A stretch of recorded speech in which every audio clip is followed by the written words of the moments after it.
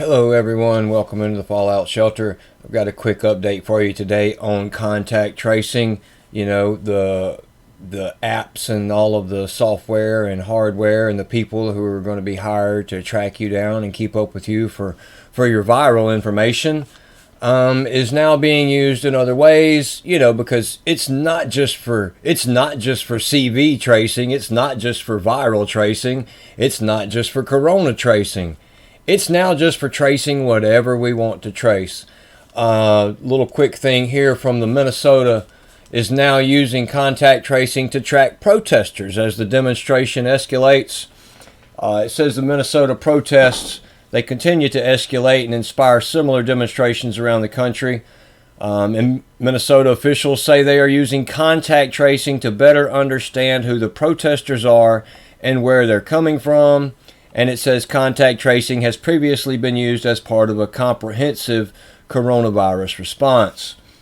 Now, I haven't been able to give a bunch of attention to the videos and everything going on with the with what happened in general. I know there's a lot of people with a lot of different opinions, and really I don't know enough about it to even speak on that part of it. It could all be an act. It could all be real. It could be made to be one way. I don't know. But I know what the absolute outcome of it is. The outcome of it is a loss of individual rights and freedoms. The outcome of it is more boot on your throat. And the outcome of it is using contact tracing to trace anybody for anything that they want.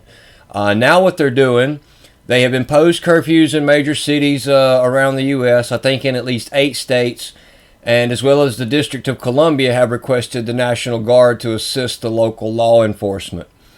But as it says here, in some cities like Minneapolis, officials are starting to turn to a familiar tool to investigate networks of protesters. The tool is contact tracing.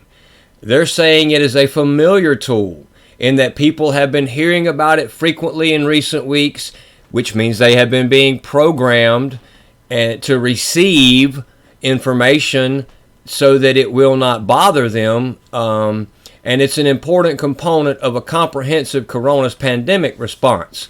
So since they've heard that, they sign up for it willingly just to make sure that they stay safe in their 6-foot distances from each other. Anyway, wow, I got into that, didn't I? Anyway, it says that it's a familiar tool because people have already been hearing about it. According to their safety commissioner, John Harrington, officials there have been using what they describe, without going into much detail, as contact tracing in order to build out a picture of protester affiliations. A process that officials in the state say has led them to conclude that much of the protest activity is being fueled by people from outside coming in. I don't know about the numbers here. I absolutely don't think they would tell us the truth about who the protesters are, where they're coming from, because most of the time these protesters that come in and they have pallets of bricks waiting for them that have been coned off for safety purposes are usually paid by some big organization that's really just trying to do something to cause it to look like there's a political problem, so that people get in a fight over that. They get in a fight over race and just get completely divided, so they don't see the big picture that they're all completely losing their personal liberties. And as it was once said, those that would sacrifice their liberty for security deserve neither. And the most important part that most people always forget, they shall lose both. It does say here more than 80% of the people booked into jail were from Minnesota. So the situation in the city is continuing to deteriorate. The National Guard has been called up to help protect the White House. More than 24 cities and 16 states have implemented curfews. Minnesota's governor has said he's expecting the state to see a spike in coronavirus cases as a result of the crowds protesting. And like I said, I haven't watched many of these videos to know enough about what's really going on in that realm, but I do know that destroying businesses that are already closed during a time of man-made crisis that a bunch of these stores were probably not going to reopen anyway. One surefire way to keep them from reopening is to have a bunch of paid protesters come in on buses and ransack the place. And I can't think of anybody who would want that to happen. Can y'all? Sarcasm, people. Sarcasm. So yeah, contact tracing is now being used in ways, well, we absolutely knew it would be used for, but I thought I would bring this to your attention and share it quickly.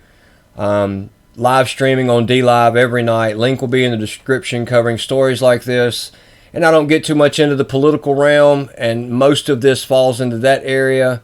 The falsities may be parts of it. I'm too involved in the tech that's being used to enslave mankind, the poisons that are put into our foods in our water, and the toxicities that are sprayed into our air, and research and all that kind of takes all of my time outside of work. So I have to pick and choose where my time lies, but the contact tracing has overlapped into it, and that is part of the tech enslavement, and I thought I would bring that to you today.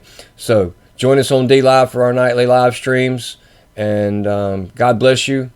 Have a great day, and remember, God loves you, and I love you, and Miss Fallout Shelter loves you. Goodbye, everybody.